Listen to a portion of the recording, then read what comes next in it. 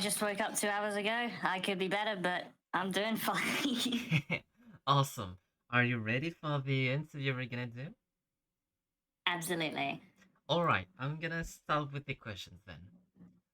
So, let me see. So, this Sonic Storm project, it's awesome. It got a lot of flow. It's got brand new take on the Sonic fan games experience, from my opinion. And I was wondering, what started Sonic Storm? It all started around May 2019, where I wanted to make some sort of 3D adaptation of Sonic. Eventually, I added Shadow and thought it'd be cool if to sort of retell his introduction and backstory, and eventually it became an alternate universe that branches out from Sonic CD. I named it Sonic Storm at around June, I think it was. I think it was June. I named it Sonic Storm around June of 2019. June of 2019. Okay, so this game has been in development for 4 years now. Yeah, it's That's a seen lot. quite a lot of changes. Can you tell us about some of the changes you might have made? Oh, well, first and foremost is like obviously the redesigns. Like I had the idea of redesigning Sonic first at around February 2020. That was after I had released the dual story demo to a tiny little trumpet of a fanfare. But the Sonic redesign was what kind of kicked off my whole inspiration for this alternate universe. So I was like, you know what? I'm going to redesign the rest of the cast as well. And Oh, I redesigned Shadow, Tails, Eggman. It was one of the best decisions I'd ever made because this is like it kicks so much ass. yeah, I agree. These costumes and these variants are have so much energy and flow to them.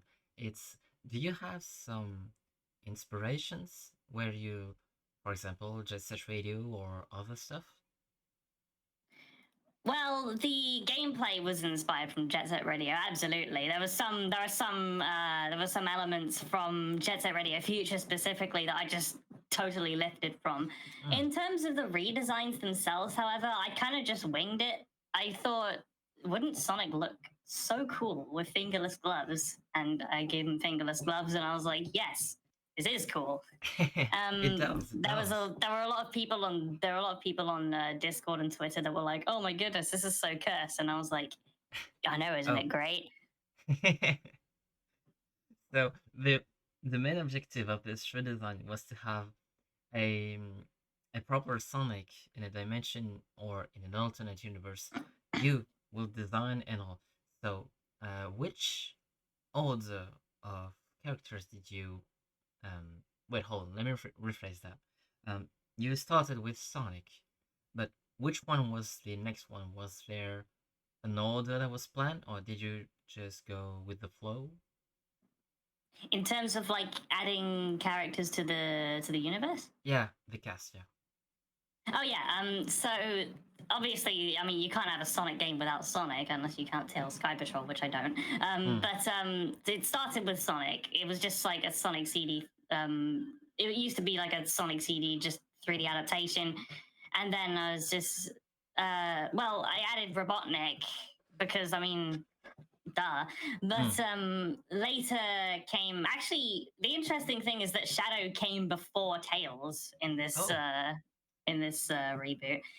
So Shadow was introduced. Shadow was going to be introduced at the start of the game. It was going to be like, oh, Sonic and Shadow sell their differences, and eventually it became. Eventually once I realized where it could be set in the timeline, Mm-hmm. which was after Sonic CD, I I decided to add Tails as well, and um, actually, I know that.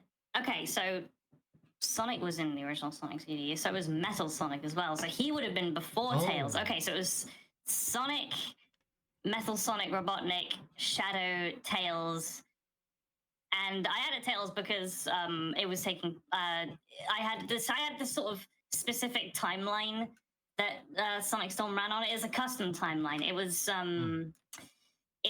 it's kind of cursed, but I like doing things that are cursed. So it goes Sonic 2, Sonic 1, Sonic CD. And so that was when I decided, okay, this is gonna make no sense without Tails, so might as well put Tails there. Yeah. Amy, I couldn't really figure out where to place in the story, and I honestly I would rather just. Actually, okay, yeah, no. Amy. I couldn't figure out where to place in the story. I was gonna put in Knuckles as well, but I couldn't figure out where to place him either. And to be honest, I would rather just I would rather write a solid story than drag it down by putting characters that don't need to be in it. I eventually I eventually set that I eventually locked that cast of characters in place. I did want to come up with an interesting backstory to Shadow, like with his creator and stuff. Yeah. I went through multiple iterations of Shadow's creator, like, oh, there's this guy called Max, and this guy called blah blah blah, and eventually I settled on eventually I settled on Morgan, which I still have yet to sort of flesh out. But he's kind of like he's Eggman's sort of assistant. He's like his main tech guy, which I think is really cool. Morgan, I designed him back in I think May, and I never looked back after that. It was just an immediate hit. I love Morgan.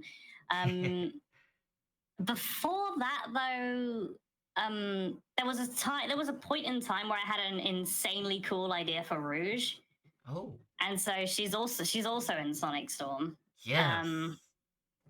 And that's like I've gotten so far in the script that it would make no sense to add even more. So that's the final cast basically. So it's Sonic, Shadow, Tails, Metal, Rouge, Morgan, and Robotnik, renamed the Ivo Man because I just think it sounds cool.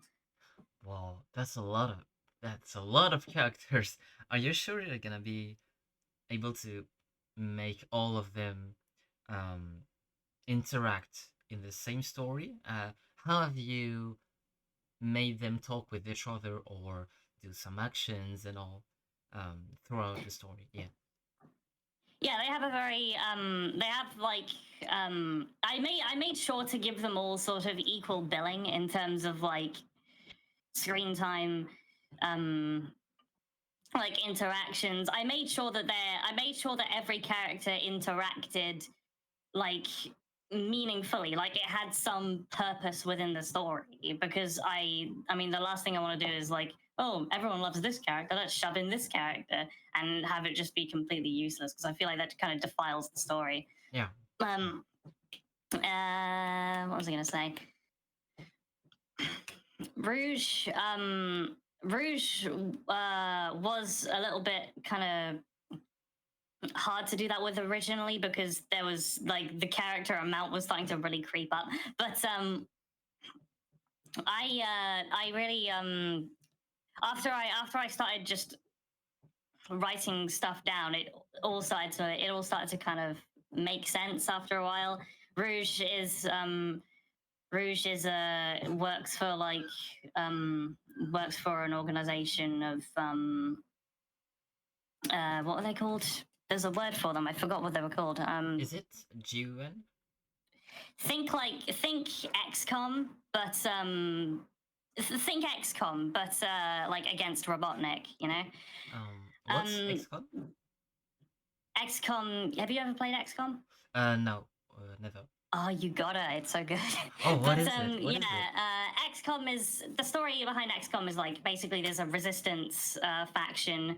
Well, this is from XCOM 2 anyway. In XCOM 2, XCOM is a resistance faction that try and okay, hang on. Let me just start that over from the beginning. So the story of XCOM 2 is there's there's an organization that have successfully managed to take over planet Earth called Advent. They're an alien organization, and a resistance group starts forming, eventually getting more and more powerful and naming themselves XCOM. And the story of the whole game is to take the world back from the Advent forces. All right. So it's kind of like what's a good Sonic comparison I can use? Think Sonic Forces, but good. But better. Yeah. Sonic Forces, but actually well made. Wow. Yeah, I love XCOM 2. It's so good. It's available on which platform? It's on Steam. It's on PS4, I think, and Xbox One. I don't know if it's on Switch. I would love for XCOM to be on Switch, but I don't think it's on Switch. It's on mobile also. If anyone wants to play on mobile. On mobile. That's surprising for a PS game. Yeah, it's a surprisingly versatile game in terms of like control and accessibility. So you meant oh, sorry. I screamed a lot yesterday at the Smash tournament, so my voice might be a little bit sore. So you're at a Smash tournament. Yeah, cool. yeah. And unfortunately, I wasn't placed very high, but it was really a fun time. And hope you had fun. Yeah, I did a lot. Amazing. Concerning the story of Sonic Storm, so you were inspired by XCOM. For sort of Rouge's for the faction Rouge works with. It's like XCOM, but against Robotnik's forces, because at this point they've just kind of overrun Earth. Well, not Earth. Mobius or Sabatu or whatever I called it. Is Mobius or the planet you call it the stage where the first demo takes place? Yes, it's a private island owned by Sonic and Tails where they just kind of do shit. Oh, I don't know if I can say shit, but yeah, you can. Don't worry. Okay, good. It's not gonna be censored. Don't worry. I didn't know this was a private island. Like, how does the world work in their universe? I had a map. I had a sort of world map for both Sabatu and Little Planet, but I can't remember where I put it. All I know is that there is for each level there is there is like a continent it sort of takes place in. Oh, so you're gonna travel the world, basically. Yeah. Whoa. We're gonna travel both worlds. That is. Worlds. I'll try and the first half of the game takes place on Sabatu, and the second half of the game takes place on Little Planet. Oh, Little Planet. That's gonna be very interesting. I will try and. Sorry, what were we saying? Oh no, I was just gonna say. It sounds very interesting. Okay. I will try and get like a quick sort of sketch of a map done, so you could probably show it on screen or something. Yeah. By the time this interview is done. We can. Yeah. Once the interview is done, don't worry. We can put some documents on the screen with the YouTube podcast version, so we can have some documents and all, and showing as the podcast goes on. Of course. I said, of course. All right. I'm gonna go to the next question. When you made Sonic Storm, when you started it in 2019, did you have any game dev experience prior to this one? I did actually. I have a diploma in creative media production and technology. I was taught at South Thames College for about 2 years, where we learned the basics of Unreal Engine and how to use the software, which is probably the reason I'm still loyal to it. I've been interested in game development from an extremely young age. I'd say like 7 or 8. So the passion was always there, but only once I learned Unreal Engine was I really able to turn that into like actual content. Yeah, to make your dreams come true and playable. Yeah. Actually, funnily enough, Sonic Storm wasn't even my first attempt at a Sonic fan game. Oh, That title would go to a 2D project called Sonic Flux. I'll get some footage of that as well if you want to put that on screen. oh yeah, yeah. It was developed in Construct 3, and I tried my best to replicate Sonic physics with just event sheets, which was a lot more difficult than I expected. I started working on it in 2017 and it died in, I think, early 2019 due to my ambition for it being way too high and also because my Construct 3 license ran out. Oh, It actually had a complete OST on Mega comprised of 70 songs, which I would put on Spotify, but as I found out later, some of the ones my friend did are just GarageBand presets, so I don't want to get into any legal trouble or anything. oh yeah, the audio presets might get you in trouble, in legally speaking. Oh shoot. Yeah, so instead I just kind of put like a bunch of assorted old songs on Spotify as a sort of album dedicated to like my really old works, like really, really old. Hmm. And so you were interested in game development, music, and you tried to make a Sonic game before this one. So we can say that you had a quite a lot of experience to start working on Sonic Yeah, Storm. I That had quite a smooth transition into 3D. Chimpanzee is literally the opposite of game journalists. Awesome. Love to see it. Exactly. um all right. I think you used Dash Engine 1.0.4 as a basis for Sonic Storm. But can you tell us how on hell did you transform Dash Engine into what is Sonic Storm today? Like I tried to make some levels with Dash 1.1 and 1.2. I don't see how you edited it so well. Can you tell us more about it? Well, I mean, it doesn't just happen overnight, let's say. Of course, of course. It's yeah, it took a lot of time to sort of come up with a move set that made sense. I'm Mm. still kind of trying to refine it as well. That it sort of, the more I figured out about Unreal Engine, the more I delve deep. Oh, excuse me. The more I sort of delve deep into the actual functions Mm. of Dash Engine, because originally, when I was starting to work with it back when I was doing I believe it was the dual story demo, the one that had speed break. Mm. I was very cautious because I knew basically nothing about blueprints. I could make the basic things, but a lot of them were on event tick, so you can imagine Even how tick. poorly Oh it no. was. Yeah, I can imagine how poorly it was optimized. Infinity Engine tier. Oh, good. Yes, great. Um, Just kidding. event. What am I talking about? Right. It. I kind of, as I was building upon it, after I sort of changed the, what was it? After I changed the grinding mechanics to be a lot more like Jet Set Radio Future. Who am I kidding? It was a 1-to-1 with Jet Set Radio Future. But yeah, it was after I changed the grinding mechanics and also completely reworked how grinding works.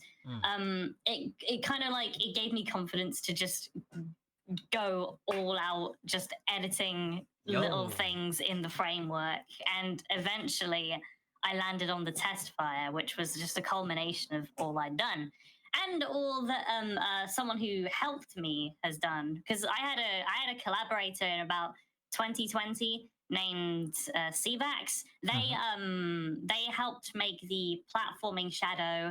They helped with the light speed dash, Oh. the cool dithering you see on screen.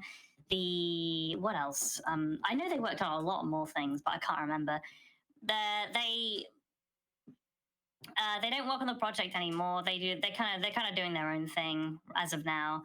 But yeah, it was great while it lasted. But also source control was absolute hell, and I don't want to touch it with a 10-foot pole ever again.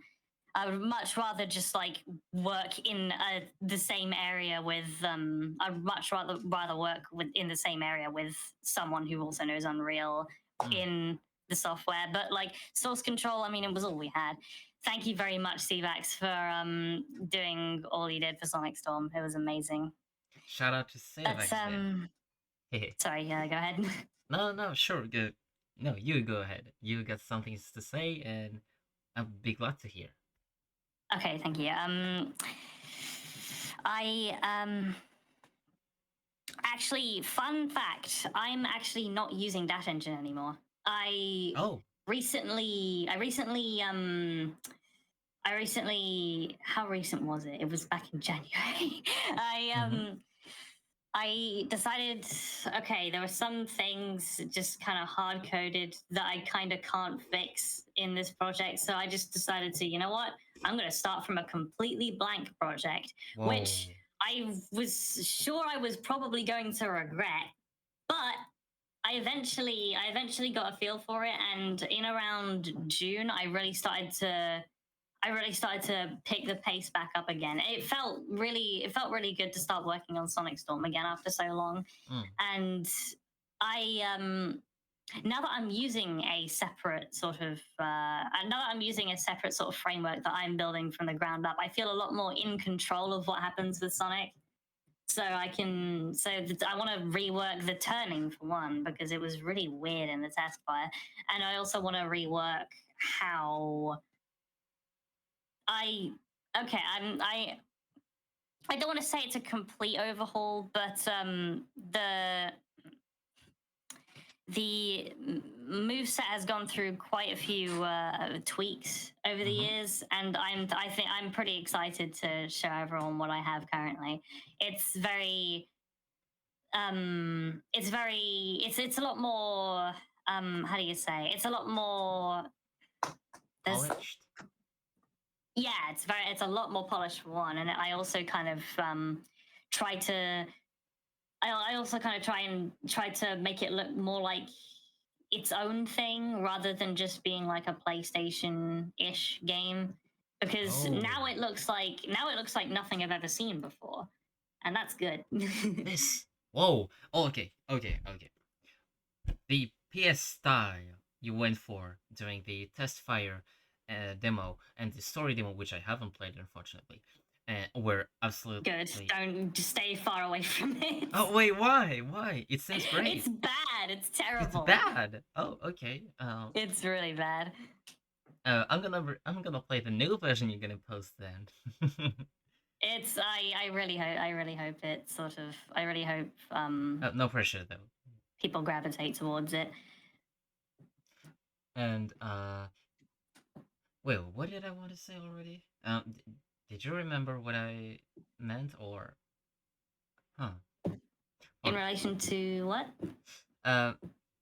Wait, I wanted to say something. There was, yeah, you had nailed the PlayStation vibe for the game, and if you turned it into something completely original that you've never seen before, I'm really waiting to see what you're gonna install for us. Think of it as like a sort of it's still sort of low poly. It's still low poly, but it kind of has. I only really use polygons sort of where I need to, and I'm doing all the facial expressions in shape keys. Like not a single bone on Sonic's face. No, wait, it's okay. Not a single part of Sonic's face has a bone. It's just the head bone, and that's it. All of Sonic's expressions are being done with shape keys, which allows me to make the wackiest expressions you can ever imagine. But it's so practical during gameplay. Instead of having to animate all of the different face expressions, you just gotta switch something up and boom. Yeah, another thing it allows me to do is to, when you're, a really interesting thing I put in the new Sonic Storm is when you turn the camera so that Sonic is fully frontally facing it. So his spines go up in a way where it looks like Yuji Yukawa's sort of not Yuji Yukawa, the spines that when Sonic, in like say Sonic X, when you face Sonic from the front and his spines kind of go to the side, is a really cool sort of as a really cool sort of silhouette kind of Mm. thing. That's what I'm doing for Sonic Storm, and it's so seamless, and I'm so proud of myself. You, whoa, okay. Apart from the Sonic opening, Sonic City opening, model that we've seen in modded in Frontiers or Smash Brothers, I think you're gonna wait you may be one of the very first fun game to include this, and I'm so looking towards it. I've seen a lot of fun games over the years, and I've never seen any that had this cool silhouette from the front. And if you have, I've seen. Sorry. Okay. I have seen one like person on Twitter do it at one point, but I can't remember when that was or what fan game it was or if they're still working on it. mm, But that never left my head ever since I saw it, and I was just like, man, wouldn't it be so cool if I put that in Sonic Storm? And eventually I did. yeah, you did. And if you tell me it works seamlessly, like, whoa, how much time have you spent on it? Uh, If you 5 minutes. remember, what? How much time did you say? 5 minutes. 5 minutes. I do things very quick now. I've had a lot of time to learn Unreal and Blender and stuff, and it's just kind of like an automatic hand thing at this point. Holy shit. Oh, okay, you're very experienced then. Wait, sorry. I would like to think so. Yes. You are. I think you are.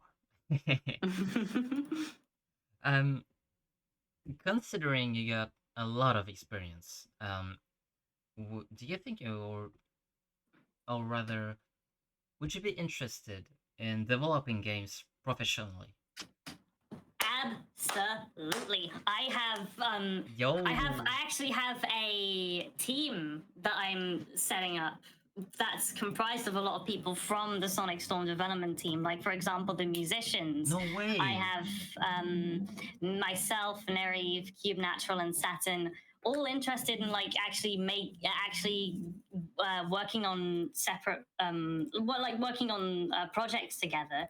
Mm. And I have things like a career sort of roadmap that I want to get done. That's I awesome. have so many ideas, and I even have a Steam developer page. Yo, can we please see it? Can we please see it? Yeah, absolutely. I'll link it in I'll link it in your DMs. All right.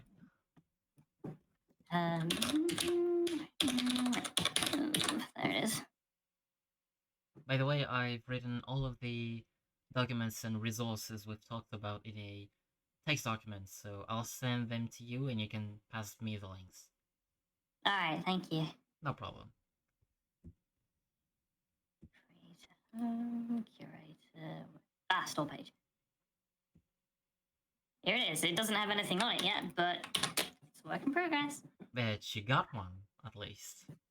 And that's honestly pretty rad, if I do say so myself. Yay. So, I see on your page, Mizo Interactive, that you've got two other projects, Tanako and another one that is coming soon. Can you tell us more about Tanako or any other projects you got going on? Yes, Tanaka, I eventually decided that Tanaka would be best suited as a series of games rather than just one game.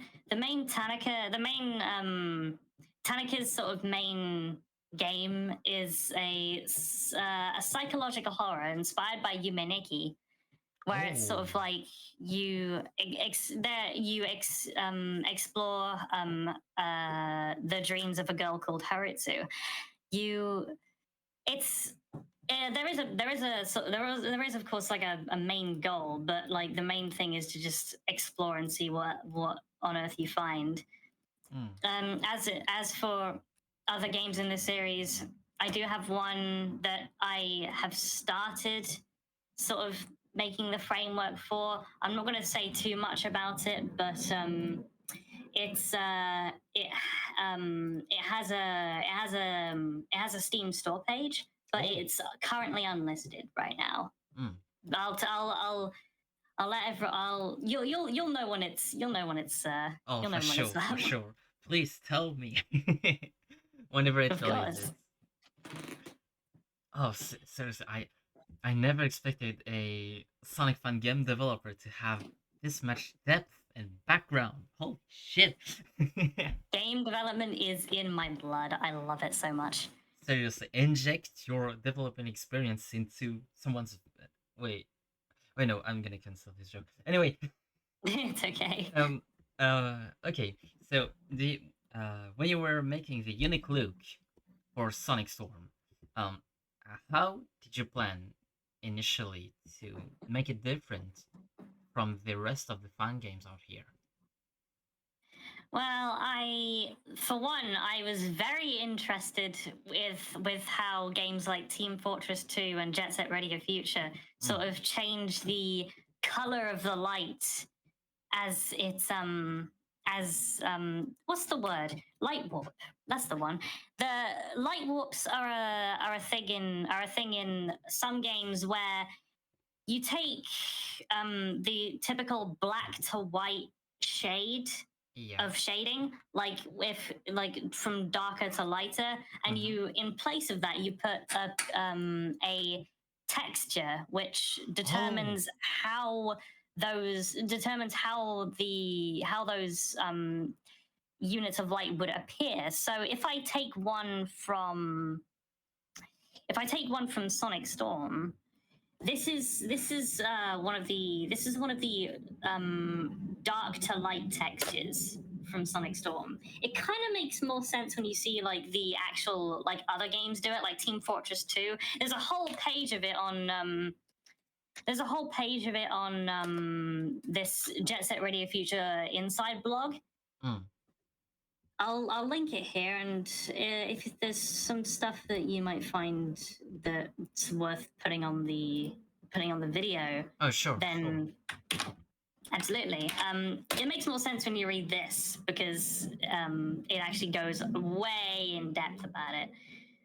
But yeah, that's basically how Sonic Storm gets its main sort of flair in terms of art style. And on top of that, there's a bunch of things like the new Sonic Storm has a bunch of things like rim lighting, but in a more sort of stylized way. I would go in more in depth with how Sonic Storm looks now, but we would be here literally forever. So I'm going to stop there. But this is the gist of it.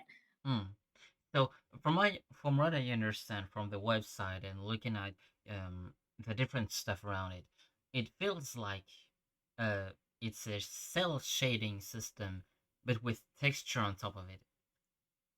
Yeah, I would say so. It's you can. It's like it. I don't really. I don't really know how I would define cell shading because it's such a loose term.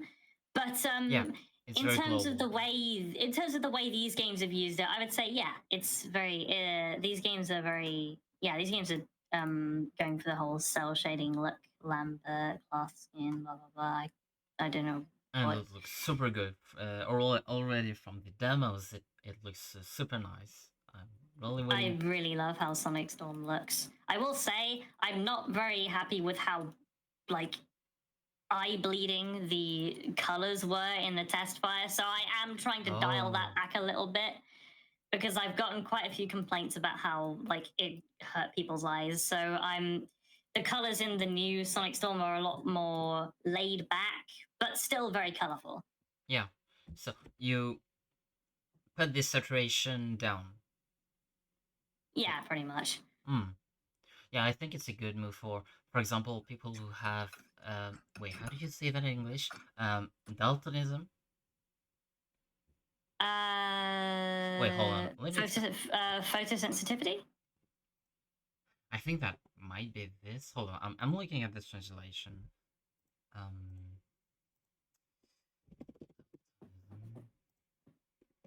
English. Oh, color blindness. Yeah.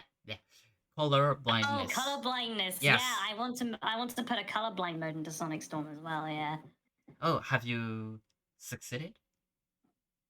It's still a work in progress, but I think it's looking pretty good so far. Basically, what it does is it kind of makes the outlines darker and the rest of the game's a little bit lighter. Not Mm. too much, but just enough so that it's a lot easier to see the outlines of the characters. So that yeah, so that everything's a lot more sort of easy to see if you're not like if you can't really differentiate the colors. I think your game might be one of the very first ones to introduce accessibility settings into the fan game. I don't think I've Yeah, ever seen that before. one of the things I really want to do with Sonic Storm is to like give a lot of accessibility modes Hmm. because I mean one of the things that one of the reasons people respect Sonic Robo Blast 2 so much is that if like it can run on because it was made in the Doom engine, which is already um a very easily accessible tool. Hmm. You can, as long as your PC can turn on, you can probably play Sonic Robo Blast 2. And that was, I know that's a different kind of accessibility, but that's one of the things I want to like really Hmm. push with Sonic Storm. I want as Yeah. many people to be able to play it as possible, which is also why I got a lot of translators on. Do you know how many? Yeah. Do you know how many languages Hmm. Sonic Storm is being translated into? I saw Spanish in the credits. Yes, that's one of them. It's the languages we have being translated into at the moment are French, Spanish, Russian, Dutch, Italian, Ukrainian, Turkish, and Brazilian Portuguese, which is Whoa. an insane amount. I did not expect to get this many. I did not expect to get this many volunteers to translate. Holy shit, that's a lot of languages. Yeah, and it makes me very happy because it just means more people whose first language isn't English will be able to play this game, and that Hmm. just makes me really happy. Yeah, for sure. But that makes me wondering, how do you make it so that translators remotely can translate the game? Do they send a text file?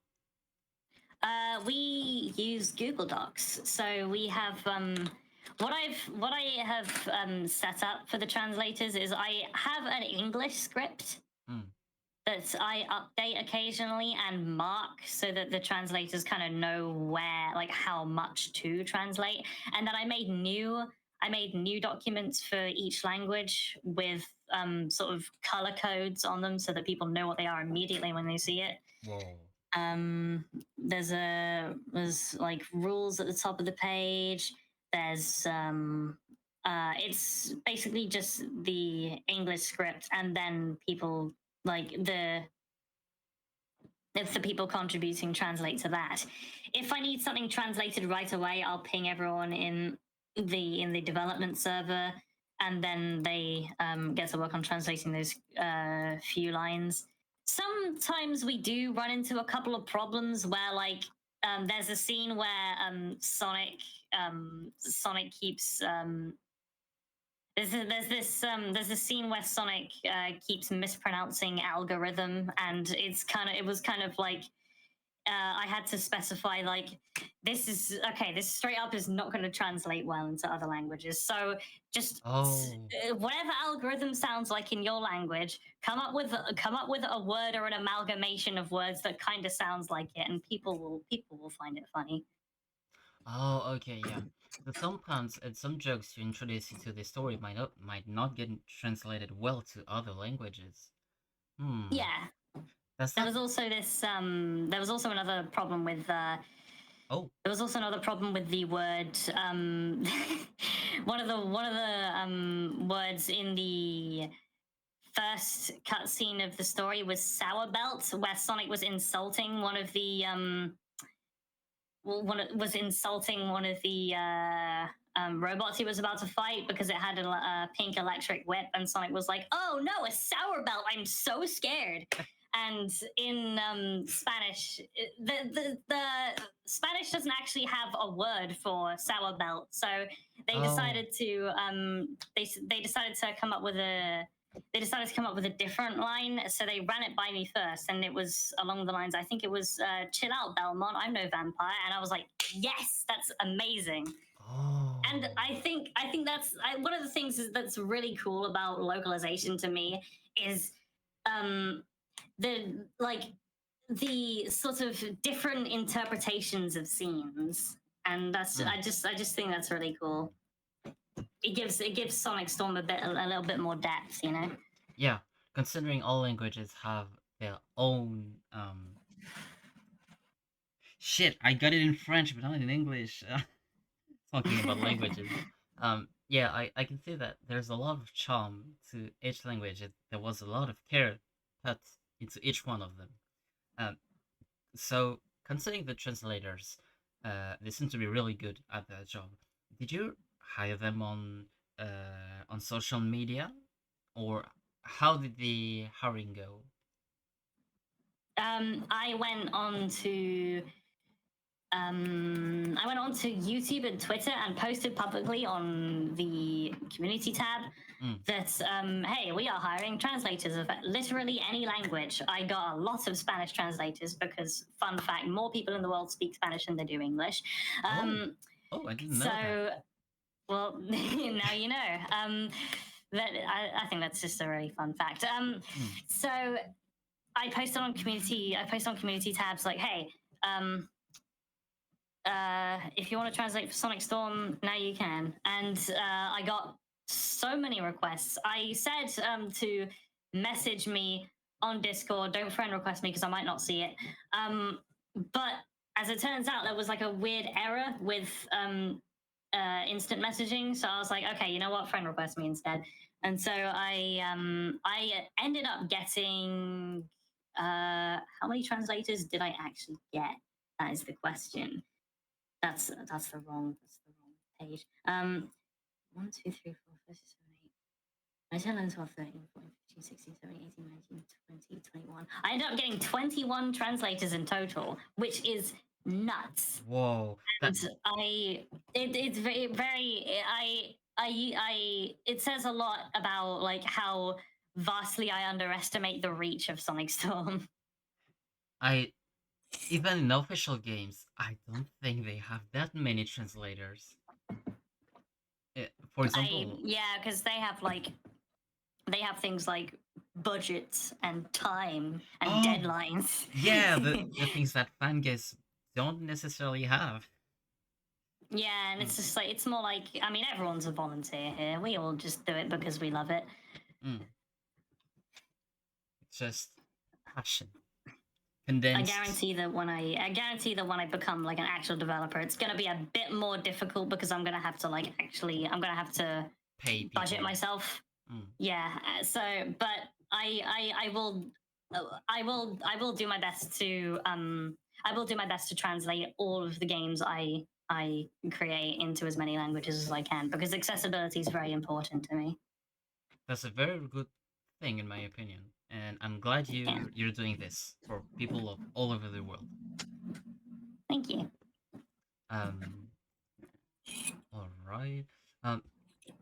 So in total, you talked about the fact that there were 21 translators, and that's a lot. And I was wondering, considering the rest of the team, how many are there? Okay. Oh boy. So in terms of animators, there's me. In terms of programmers, there's me. In terms of writers, there's me. Oh. I do a lot. I've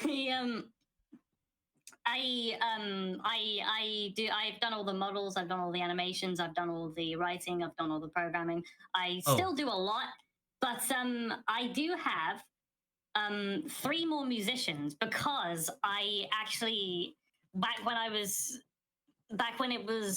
around back in 2020, I was still doing the music by myself, and it was so painful. I was trying to.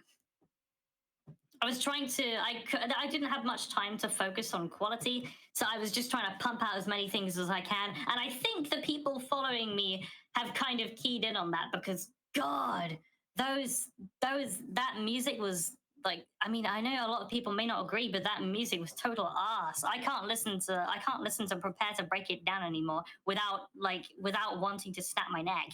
It's just like it's not a but it's like okay, Prepare to Break It Down is one of the good ones. It's not a terrible song, but I hear it. I heard it so many times when trying to develop the test fire that it just kind of it started to numb me, it if you know what I mean. it made you sick to listen to it all over again, over and over again. Yeah, I just got so sick of listening to it. That's completely understandable. If I had to listen to music over 20 times a day during development, I'd be sick of it too.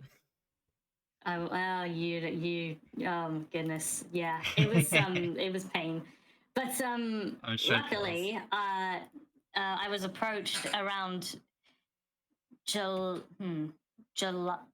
September. It was September. I was approached by a musician called Neriv. He was like, okay, I have so many ideas for Sonic Storm, and you would love them. And I was like, you know what? I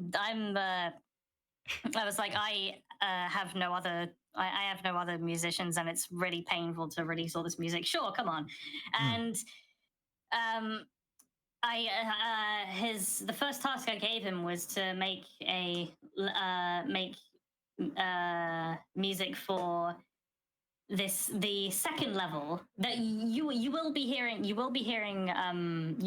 his music in the hyper demo, which is coming soon. It's the second level that Shadow is introduced in. That was what I tasked him to compose for, and he did it. And he gave me the result, and I loved it. It's probably one of my favorite Sonic Storm tracks at the moment, and there are a lot of really, really good ones. So, in terms of soundtrack quality, it's Sonic in terms of soundtrack quality, this current version of Sonic Storm absolutely blows the original one out of the water. It's amazing. There are a lot of classics, and now I can focus. Now that I can actually focus on quality, I'm actually liking the songs that I'm composing. So that's a huge positive to like actually getting musicians on. Other than musicians, I have plenty of voice actors. There's lots of Latte for Shadow. He does a fucking fantastic job. Tails is voiced by my sister. She also does a really fucking. The cast for Sonic Storm is so perfect. I can't. It's just like the metal has a new interpretation in Sonic Storm. It's kind of a mix between Virgil from Virgil from Devil May Cry and the G-Man from Half-Life, and you wouldn't think it works, but it works so well. And what else? I have one of my friends voicing the redesigned Omo Chow into something that like isn't totally completely annoying. But thank you. I think you'll really love Omo Chow. If you know anything about if you know anything about DJ Professor K, she's basically that. What else? We have right, D the Hedgehog is voicing Dr. Robotnik. Who? Dia the Hedgehog? D the Hedgehog, the same guy who voiced Robotnik in Sonic Revved Up. I don't know if you've heard of it, but it's a Sonic cartoon on YouTube. He does a fantastic job at replicating the sort of Dean Bristow's menacing sort of side, which if you play Sonic Storm, you'll immediately realize, oh, that guy kind of sounds like Dean Bristow. And I think that's like, I think it's a cool sort of nod to it's a cool nod to the original 3D Sonic game, because I've taken a huge liking to adventure recently. That's awesome. Aside from that, I'm still voicing Sonic. I have too much fun voicing Sonic. I just can't not. No one's gonna take this role away from me. Exactly. Interesting thing is that Mm-hmm. also I'm also someone approached me back in, I can't remember when it was. I think it was February 2023. Someone named El Shioro approached me about like if I was going to do like some sort of Spanish dub now that I'm translating the game into Spanish, and I was like, well, I'll see what happens. And he actually offered to be the voice of Sonic, and I was like, you know what, this might just work. And one of the main goals for the hyper demo after we've done it is to sort of get a Spanish dub arranged Oh. because he is he says he's good at like casting calls and stuff. He's a voice director for Spanish, and so that's I'm very excited to I'm very excited to get started with a Spanish dub once the hyper demo is out. Hmm. So, so not only Sonic Storm will be dubbed in English, but it will also be dubbed in Spanish. Holy! Exactly. I don't think I can quite realize the scope of this game. It's so big. It's gonna be so polished, accessible, well made, and with so much Wait, I already said this, but it's gonna be so much fun. It's gonna be so much fun. Whoa! That's what I hope for. Now with one person, this would be totally impossible. But Yeah. now that I have like a lot of people working on this, and as long as I'm like keeping good communication up with them, and then it should be a piece of cake because it's grown a lot since the original Sonic Storm. Like, there's a lot of things that used to not be possible that are now possible. The soundtrack is actually almost complete. Oh, I don't know if I told you that. The soundtrack is almost done now that I have multiple people working on it because we're just having so much fun. so you tell me, Sonic Storm has an entire album of soundtracks dedicated to it. Just waiting to be released, yeah. Oh my god, how much have you guys cooked? Oh, you don't even know the half of it, buddy. We Not have so much in store. I've already seen this Sonic Storm channel where there were some snippets of OSTs, and I was like, okay, this is way too high level for a fun game. And knowing there's gonna be a lot of other stuff as well, it's making me really hyped for the game. Yeah, I really want to make this the ultimate Sonic Storm comeback. I'm very excited to get back on the Sonic Storm channel and go, hey guys, we're doing all of this, and it's gonna be so cool. Literally the ultimate fun game. I have so much to show and so little time. Yeah, time is it's something you have to deal with as a developer. Yeah. Yeah, I try not to put deadlines on the people working with me because I don't like this whole crunch culture thing, especially with fan games where there's no obligation. It's just volunteer work. So I do try and treat the people working on Sonic Storm the best possible way I can, because I don't want to put stress on people working for a fan game. That's like the last thing people want, because we're doing it out of passion, you know?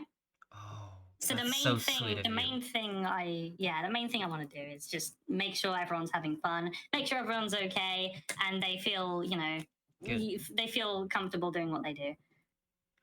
Good working conditions. Oh my god, you don't see that often. Yeah, especially in the game dev industry. Oh yeah, oh yeah. I'm glad you're literally an awesome person. Oh my god. I want to be what the game industry doesn't have. And I think you're doing a really good job at it for now. Thank you. And in the future as well, I think. Well, I mean, yeah, sometimes it's too early to say, but I will try my best. I'm sure you will. Okay, I'm gonna concerning the Oh, Uh, sorry. Hang on. My volume just. Sorry. Say that again. yeah.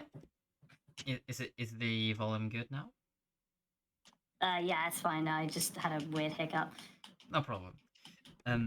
Concerning the Sonic Storm, the game. Okay, you have the game, you have the translators, you have the polish, you have the accessibility settings, but concerning the marketing and Mm-hmm. promotional material, how do you create it? Um. Well, we have a PR manager because, I mean, being a dev, checking their social media constantly is very stressful. So I Yes. kind of have to have a PR manager at this point.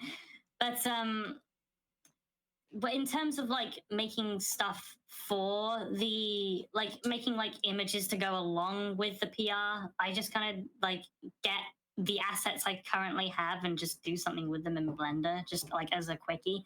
Mm. It's just like I don't spend too long on them, but I just make them like cute because it's just like I like I do need one thing I do need to be is a bit more transparent with my audience because I haven't posted anything in a while. But the one thing I am doing actually recently is character breakdowns to hold people Yeah, over for the story. yeah, I Have you saw seen those? them. Yeah, that's so good. Yeah. Yeah, thank you. I have a Blender file um, with the animations pre-made so that I can just put them the models that I need into the blend file, pose them, and they're already rotating. So that's fine. I can just type in any text I want to. I just keep a blend file for the character breakdowns on hand so I don't have to remake it every single time. Yeah, that would be a hassle. It's yeah, it's just a lot easier. This So yeah, is for so most good. repetitional promotional material, I keep blend files of every one of them because you never know when you need them. Mm. So, um, um, do you also make trailers, teasers, or hype, something to hype people on social media as well? I I I am currently working on a trailer Mm-hmm. for I think I told you about it when I was going on to when I was doing stuff for the interview. I'm making a trailer currently, and I hope to finish it by the time that the Sonic Fangame's first thing gets posted to Spotify and YouTube. Mm.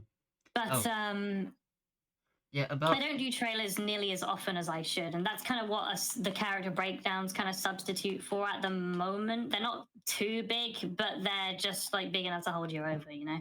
mm, yeah, to keep you on your toes and Yeah. make the make the game look good and all. All right.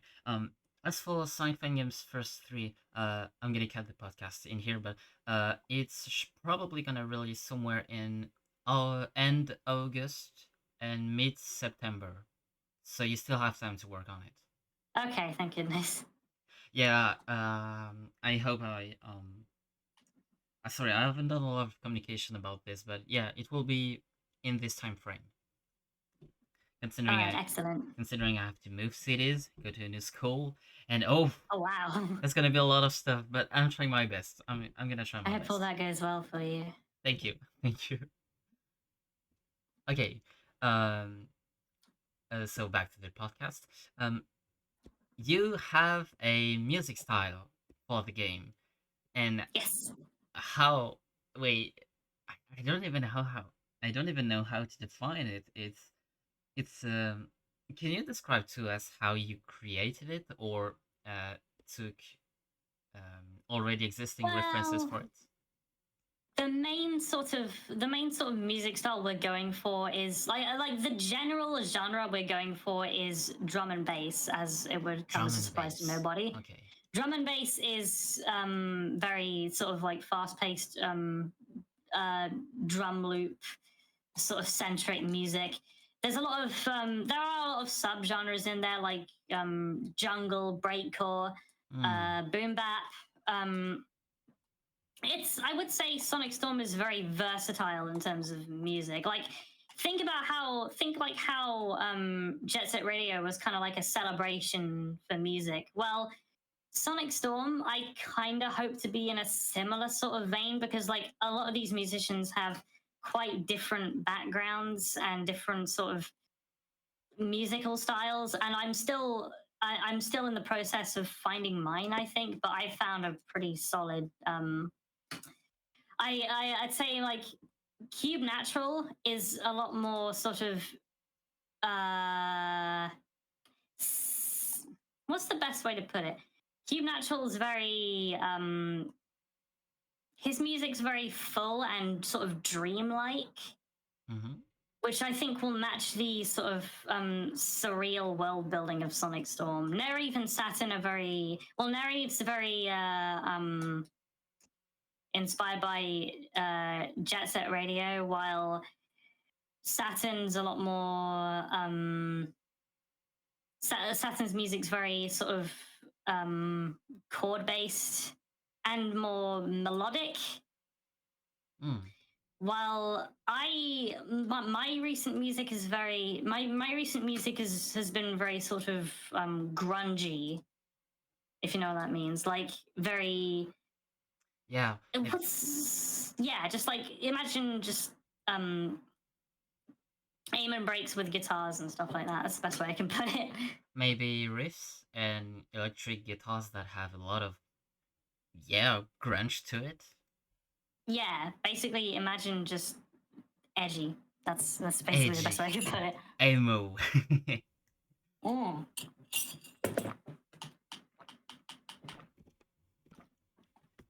That's the best way I can describe the sort of musical style. It's varied, but it's mostly drum and bass centric. Okay, so this revolves around drum and bass, got it. I'm just checking now. We've been doing the interview for an hour now, and would you like to take a break? My mouth is getting really frothy, so I should probably get something to drink. Yeah. Yeah, no problem.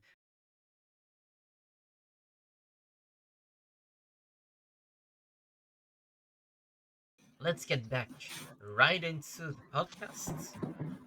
After this short break, are you ready to get some questions? Yes, fire 'em at me. Let's go. Um, so we've seen in the trial, test fire, and demo that you had a really nice level going on with the tutorial section and a more linear and open zone at the same time region or section of the level. And I was wondering, what's the process exactly when you create all of these levels? For the test fire specifically, I'm gonna be real. I had 2 weeks to make that because 2 weeks. Back when I was still working on the test fire, I got the tutorial part done. And I was like, man, I've got like nothing done in these past like 6 months, and so to kick myself in the nuts, I was like, well, girl nuts. I was like, okay, fuck it. Announce to everyone that the time trial test fire is coming out in 2 weeks' time. And then immediately after I sent it, I realized just what I'd done. And so my god. This was like close to Christmas, by the way, so it would have released on Christmas Day. I absolutely just crunched myself. I was having all nighters. I was just mashing my sort of limited 3D skills at the time to just pump out a level in that short amount of time.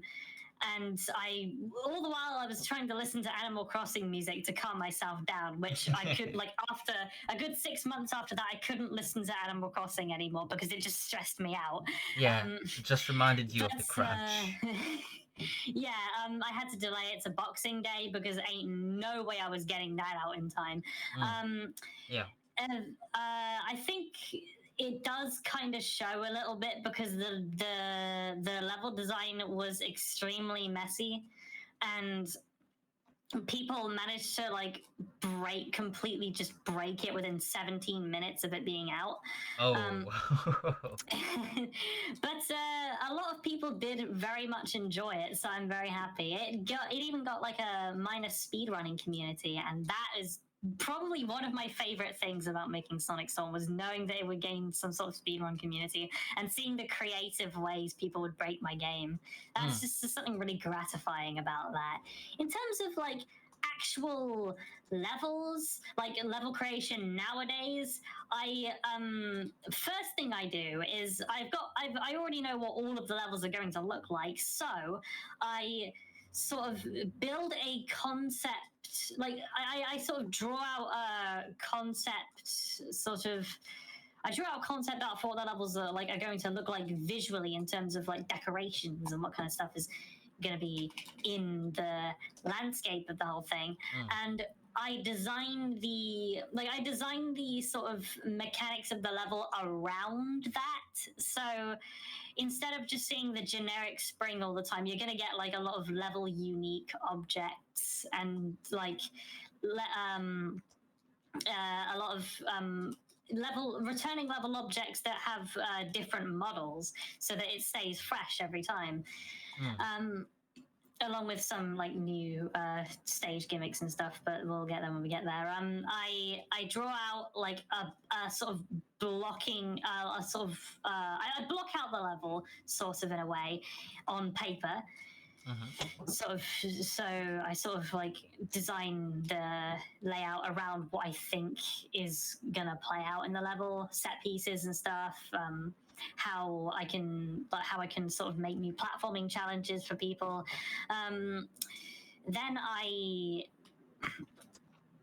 sort of make the collision in. I make the collision in Blender before I get to actually designing it, because I don't want to like design a whole level and then realize it's not fun to play. So I just block it out first. Yeah. And then if it feels fun and it feels satisfying, and there's a good challenge to it, I go with that. I will also get the playtesters to sort of play the blockings of the levels, because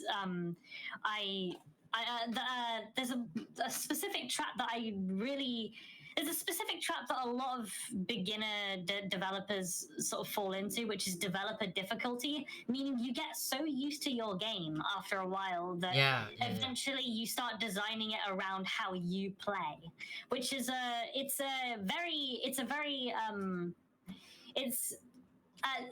very deadly trap to fall into, and that's why I have so many playtesters. Basically, everyone who works on Sonic Storm can playtest the game, but I do have some extra playtesters here and there. That's also why I kind of released a test fire, just to see what people thought of the gameplay and just sort of improve around based on that. That's my general process, and then I actually build the actual design of the level, and then I just then make decorations, sometimes animated decorations. I do a lot of specific shader stuff, but that is way too complicated to get into in terms of like podcast everyone's gonna hear, so I'm gonna cut that out entirely. But yeah, that's my general process. It's always good to have stuff on paper, even before you block out a level.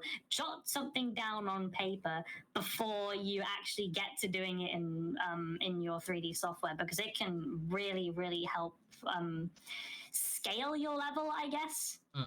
Because if the test fires level felt really inconsistent in terms of scale, and that's because I didn't jot it down. Always jot your levels down, folks. That's a very good advice, to which I'm gonna ask, when you draw them on paper, do you represent the levels with a top view, perspective view? How do you do it exactly? I have multiple views. I mainly do it from a top-down view first, to sort of make a sort of I make a vague guide of where like the character will be taken in terms of the world, and sort of scale the specific landmarks to like I want the stages to tell some sort of story, so it is going to like be blocked out in ways where it's like, oh, you can tell you're in a forest, or you can tell you're in a cave or something, or you can tell you're in a building. I block it out knowing all of this and knowing where the set pieces sort of lie, and then I sort of and then around once I have multiple blocks of level that I sort of design around, I then get to actually designing how the platforms and the rails are going to be shaped and stuff. And then once I've gotten a lot of that done, once I get like a little section in the level jotted down, I sort of try and recreate it in from the perspective of the player on paper, just to kind of like see if it would sort of make sense in terms of not only just like player scaling, but like diegetic scaling, like actually how it looks in comparison to the rest of the world. If it looks like good, like if it's properly scaled or not. I know a lot of people are going to say, "Oh, you're overthinking it," but like it, like a level that actually feels like a world you can run around in makes all the difference, as opposed to a level that just feels like a level that you have to complete. Yeah, it feels like there's something more going on than just the environment you're traversing. There's more to it than that. Of course, that's why I love Sonic CD so much, because the backgrounds just make me go, oh, I bet a lot of stuff is happening behind there. Especially that's one of the main inspirations for Sonic Storm. For the factory levels, especially, I think there was a lot of robot stuff going on in the background, if I recall correctly. Oh yeah, there was one of the ones that mystified me most was Metallic Madness Good Future, because there was a lot of there were a lot of like uniquely designed sort of factories and flora and like structures and stuff, and I'm like, how did Sonic turn this world into this? What happens behind here? What goes on? It's something that I don't get from many other games. It's just kind of magical feeling that I want to replicate with Sonic Storm, and I hope I do it perfectly, because it's just I don't stare at a game quite like I do Sonic CD. It's just magical. Yeah, I think you even with the test fire demo, there was a lot more going on than just the level you were playing in. You could see some trees and some plains in the distance, and even the effect of the colors looked really great with the sky, and you could feel it was okay. It was a bit unfinished considering. Oh wait, no, not necessarily unfinished, but you could see the parts where it was less polished, but it's entirely normal, and you could see the parts that were a bit less polished, but you could still see that it was a quite big world. I did my best with what I had in like 2 weeks. Yeah, which is why. Sort of, yeah, exactly. I made some sort of ecosystem for this specific level, just so that it would like it would what's the word? I made a sort of mini ecosystem for the level to sort of give it some life, instead of just, oh, these are trees, oh, these are just trees. No, these are like actual. These are their own sort of type of plant where it's like it's a lot like Sonic CD in that sense, where a lot of the plant life is made up, but it looks like it makes sense within the world. That's what I kind of wanted to go for, as well as the as well as how it as well as where it's placed in the environment as well. Yeah, it has the cohesion. Like the trees go well with the universe, and the universe go well with everything else, Sonic included. Of course. There's a lot of thought that goes into it, and that's something that I feel a lot of people don't realize about game development is that a lot more thought goes into level design than a lot of people think. Because level design, I would say, is probably the hardest part. If you're actually going to make a meaningful, good sort of world, because it doesn't. It takes a while to make a world people feel invested in, and I feel like that goes underappreciated a lot of the time. It is, and we don't say it often in fun games as well. Yeah, it's mostly just places people already are familiar with. But I'm glad to see that there's a sort of rise of fan games that do take place in sort of their own world, or if they do take place in existing locations, they're sort of the world is kind of meaningfully expanded upon. I really like that. And I really like that about Sonic Storm as well.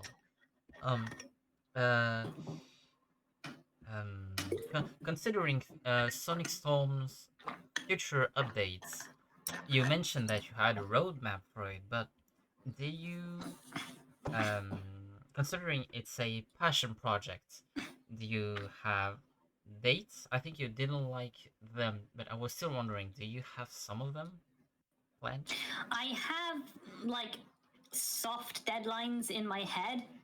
Yeah. I'm not gonna say them publicly because people will absolutely go nuts. You know how they are. But I do have like soft deadlines in my head for when I want to release certain things.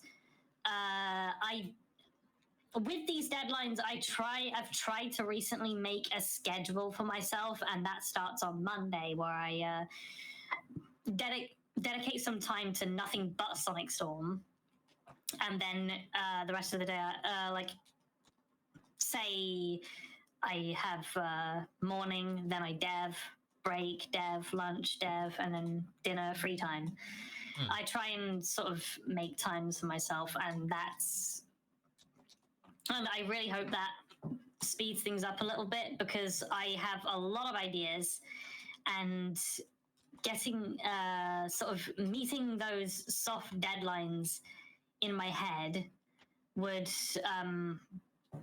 would be lovely. I don't want to stress everyone out in the dev server by announcing these dates, but like if meeting these deadlines is more like a bonus to me.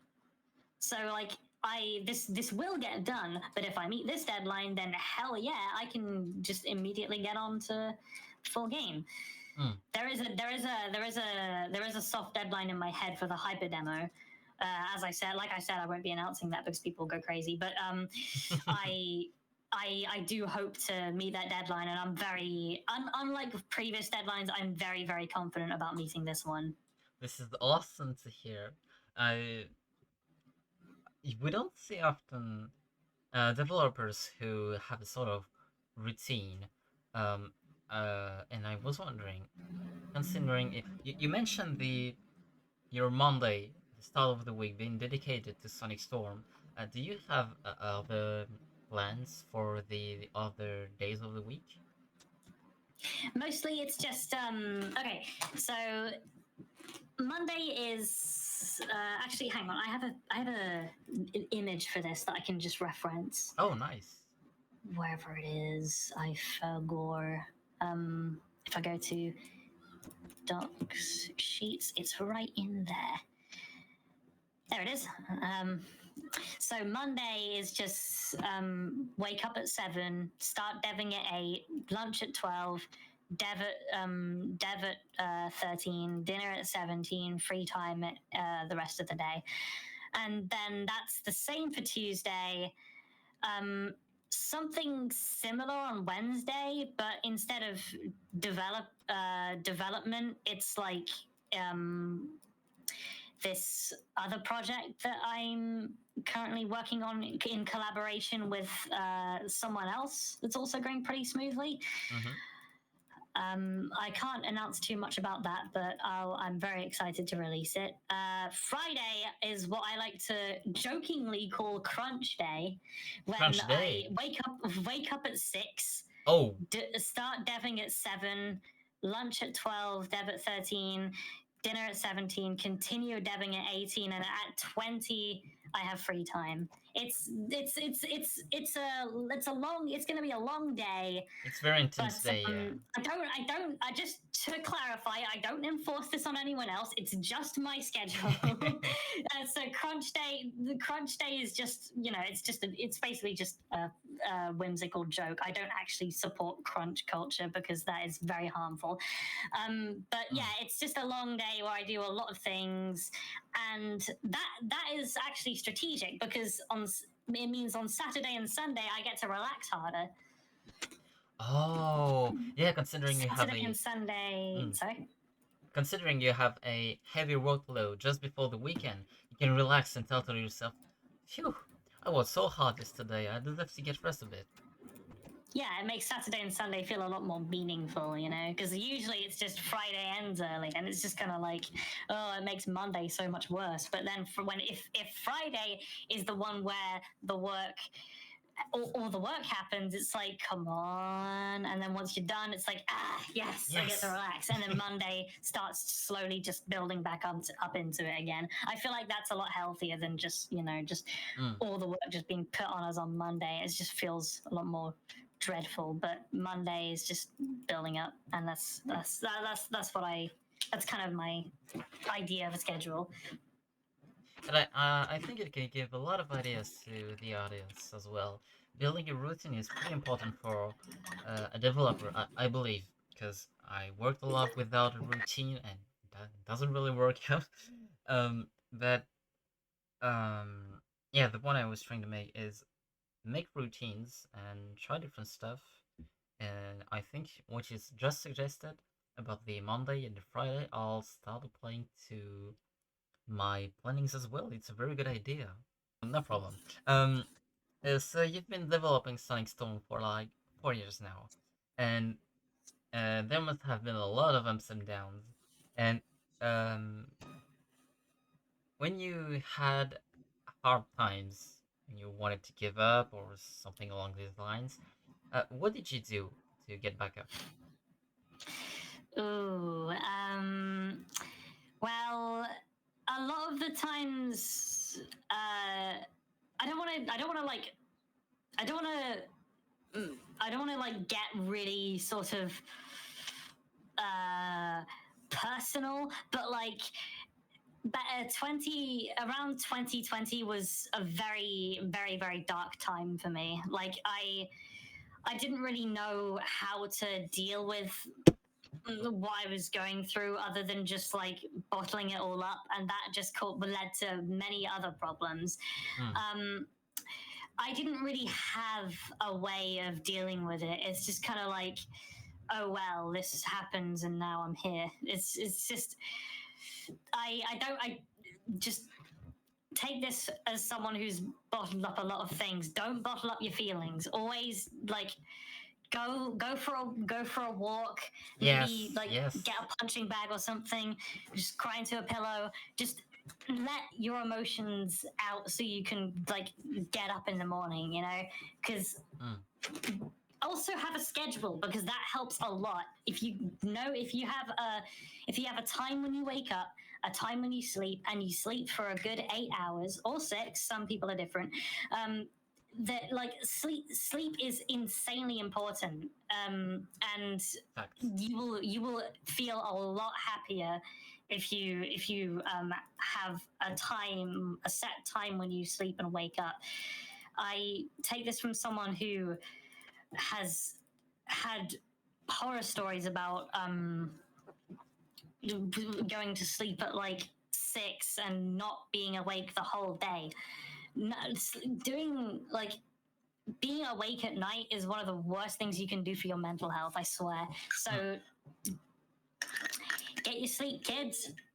Get your sleep, folks. It's important. You heard it. Exactly. And I agree too. Yeah. I saw a video recently from a person named Better Ideas, and that person said that having all 8 hours of sleep makes you more energetic, positive, daring, and just better in life as a whole. So yeah, it's an excellent tip, and I recommend it as well. Of course, it's very true. If I was doing the same, like, notice how I've been incredibly chatty this whole interview. If Mm. back in 2020, I would have not been able to answer the questions with the same amount of energy that I'm doing so now. I would have said like 3 words to every question, and I would have just been so I would have. It's because I was incredibly tired and incredibly emotionally exhausted. You need like sleep makes so much difference, and I can't stress enough like how much of a change how much of a positive change a proper sleep pattern does for you. I agree. And even in this interview, it's been a real pleasure to talk with you, and you were being really, you developed your ideas well. You were super chatty, and it was just a very good time. Yeah. I've enjoyed my time answering these questions. It's like it just feels like a whole load of information I've kept to myself prior is now out there, and it just feels so satisfying. Nice. It's a pleasure. There's gonna be a lot of people And watching. you've been an absolute darling as well. Thank you for having me on. Oh, thank you. You're gonna make me blush. I just have one last question as part of the conclusions. Um, are there some channels or websites, well, anything you would recommend to new developers? I'm self-taught, so I'm the wrong person to ask. But I would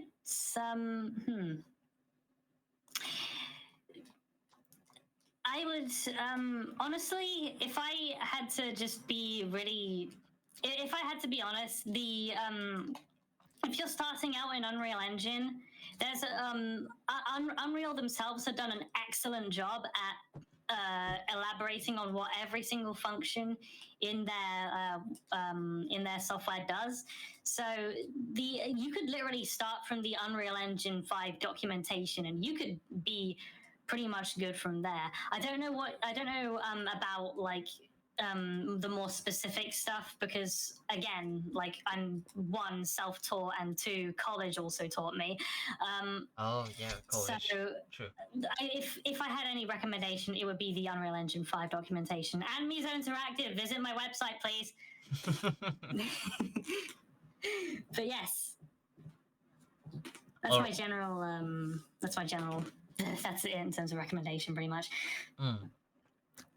awesome. I think this is gonna help a lot of people considering, yeah, when you started, you just want to play and run in the engine and start making some stuff with already existing modules or stuff, but I don't think everyone checks the documentation that often.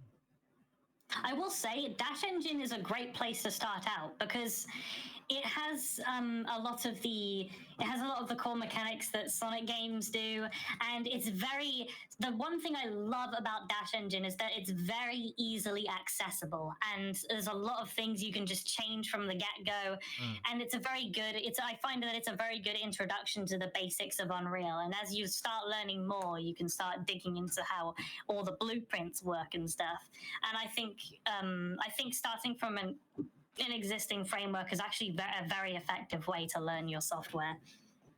It is. It is. I think having the engine plus the engine documentation plus the framework is a recipe for success. Yeah, Dash Engine is easily my favorite framework out of all of the Sonic ones that exist currently. It's true that Infinity or Velocity Plus are very complex and can have some. It can be hard to read the code at times. So Dash Engine, yeah, it's pretty clean. Yeah, for newcomers. Yeah. It's very newcomer friendly and user friendly in general. Well, this is gonna be it for the podcast, the interview. Aww. And well, you know, at SFF4, maybe we can host another one of these, and you can tell us how the game progressed during them. Like by I then, would love to. That would be amazing. I can sign you up right away. Thank you so much. I'll make sure to put it on the my documents. And okay, we're done. Well, on that said, I'm gonna leave you, and thank you for the interview. Thank you for being here and having Thank you so chatted. much for this opportunity. Yeah, sure, no problem. I just love seeing fun games and interviewing people as a whole. So you were really sweet during all of this interview. It was a pleasure Try my best. to do it. And yeah, you did your best, and I could feel your passion through the screen. Of course, I am so passionate about game dev. And well, I'm gonna. Wait, is there an expression to go out of the podcast or something? Subscribe to the Sonic Storm channel. Yes, subscribe to the Sonic Storm channel and to my channel as well. Oh. And subscribe to the Sonic Fangame's first channel or whatever channel that's on. Is it on your channel? Yeah, it's Octi. Okay, then subscribe to Octi. Oh yeah, subscribe to Mither Interactive. I don't know if you have a channel. We have a channel, but it's in the works. So I mean, I'll announce it later. Subscribe to Mither Interactive. Yes. Well, see you folks, and see you on the next edition of Sonic Fangames First. Bye. Bye.